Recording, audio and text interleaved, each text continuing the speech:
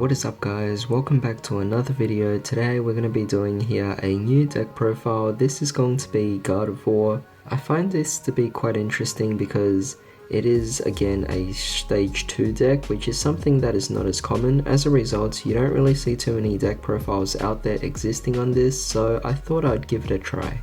This also happens to come out in Chilling Reign, so as a result I thought that it might be a bit interesting to switch things up for a bit because I've barely opened up any Chilling Reign products. I only opened up 2 battle kits and that's pretty much it. I've never opened up any other Chilling Reign packs whatsoever, but I am glad that I was able to get all the copies I actually needed of the Gardevoir lineup. So with that being said, here's the deck. But of course, if you guys do enjoy this video, drop a like, share, comment and subscribe, and also hit that bell notification. It really does help. However, with that being said, let's begin. Starting off, we're going to be obviously playing here our Gardevoir lineup. So we have 4 copies of our Gardevoir stage 2, 2 copies of the Cresselia and 4 copies of the Ragdoll.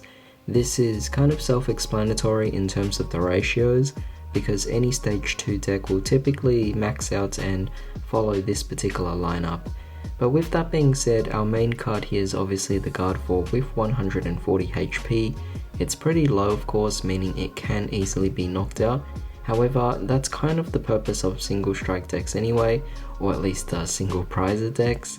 They're not meant to be lasting you that long. If they're able to survive 2 attacks, then consider yourself lucky. But the idea is the potential of their attacks is definitely going to be quite amazing, and therefore the single prizer decks carry less risk as opposed to a V or V max deck.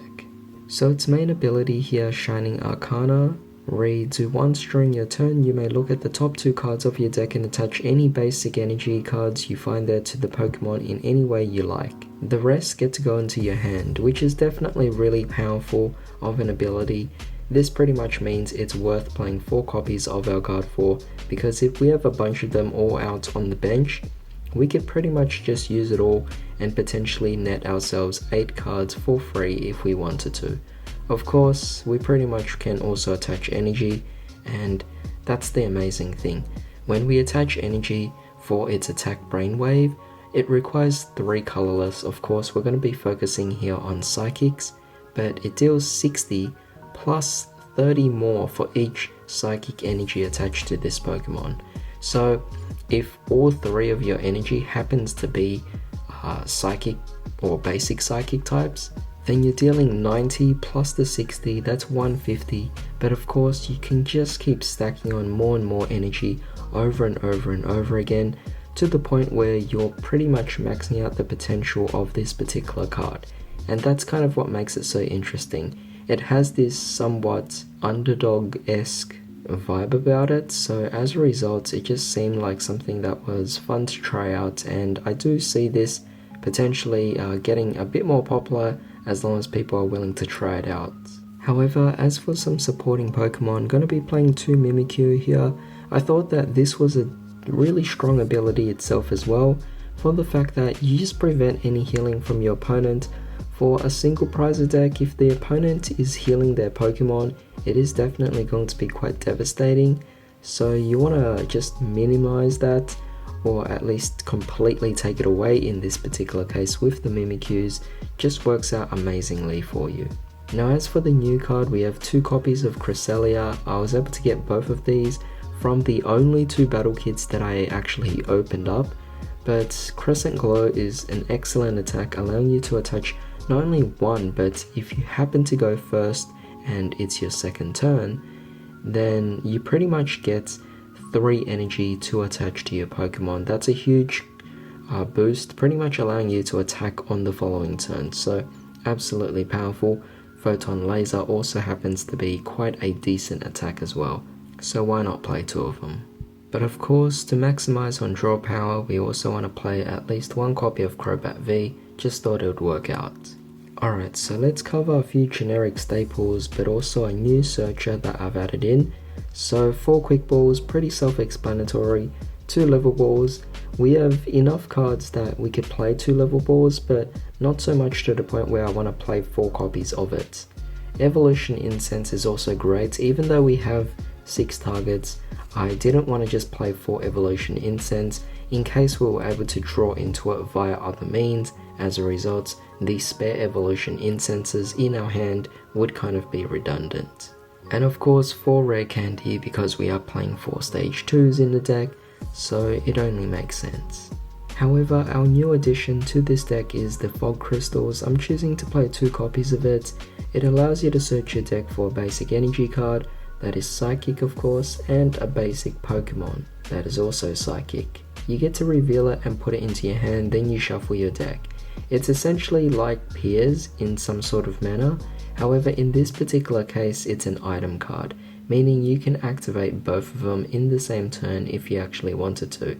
This speeds up the deck quite a bit and makes it really worthwhile to actually build a deck focused around Gardevoir.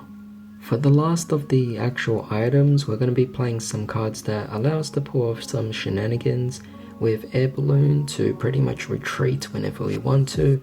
What I like about Air Balloon is that it's a tool card, so it's pretty much permanent, allowing you to retreat whenever you need, whereas Switch is something that might just be needed when that time comes. Of course, we're playing Fan of Waves to kind of delay the opponent, and the one Ordinary Rod to mill back or at least recycle certain cards that we might have had to use or discard in the early game. Now as for supporters, I'm going to be playing here the 3 Boss's Orders and 3 Marnie. That should come to no surprise. These ratios obviously might differ in different decks, but in this case, playing 3 of them to again just make sure you have a lot of control on the board is definitely a necessary thing. But of course with Leon there as an additional card to help you knock out some Pokemon out there is a great help, as well as the 2 copies of Bruno because we're playing single player decks. As a result, your Pokemon is more prone to being knocked out, so you get a bit of a advantage when you're playing 2 copies of Bruno. And of course we're playing the 4 copies of Research, but I also wanted to talk about 2 copies of Twin Energy. Sometimes it's more so about speed, not so much about the actual attack you're dishing out. So with that being said, for certain periods of time I might want to just go with the Twin Energy just to get as much energy attached to our Pokemon as quick as possible. This might be the wrong decision, but of course that's up to you. You don't have to follow this particular build. Feel free to take out 2 Twin Energy and put in 2 more copies of the basic Psychic Energy, and that will definitely work out.